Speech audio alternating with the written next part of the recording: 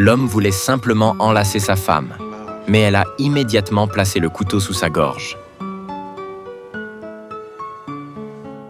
S'il réagissait ainsi, c'est parce que l'homme en face d'elle n'était peut-être pas son mari. Son ancien mari la battait. Elle n'avait jamais connu l'amour. Quand elle a appris le retour de son mari, elle est restée bouche bée, fixant au loin.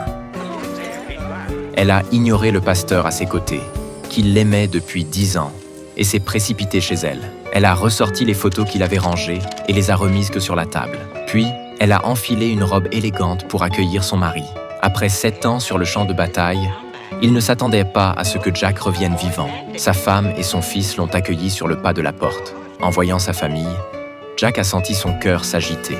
Mais sa femme a été surprise de constater que Jack était exceptionnellement doux avec leur fils, allant même jusqu'à la prendre spontanément dans ses bras. C'est alors que le chien de la maison a donné l'alerte, trouvant cet homme très étrange. Pour célébrer le retour de Jack sain et sauf, les villageois ont organisé une fête. Laura l'observait discrètement et a remarqué que l'apparence de Jack n'avait pas beaucoup changé, mais ses manières révélaient une élégance et une tendresse inédites. Les villageois ont aussi noté que le Jack colérique d'autrefois avait disparu.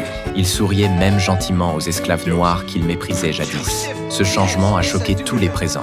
De retour à la maison, Jack pensait passer une nuit intime avec sa femme, mais Laura lui a indiqué une autre chambre, lui disant que c'était la sienne. En fait, il faisait une chambre à part depuis 7 ans. Laura est retournée dans sa chambre et a rangé le rubis familial.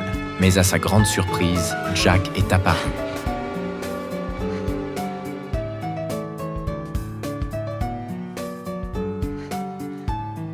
Il voulait juste que sa femme le rase. Soulagée, elle a commencé à le raser.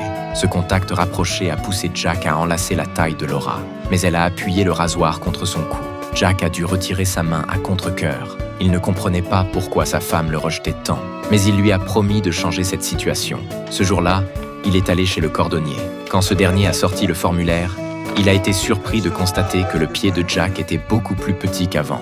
Jack lui a simplement dit qu'il devait se tromper. Il n'a pas insisté sur le sujet, car il avait vu dans le journal une nouvelle qui permettrait à tout le village de s'enrichir.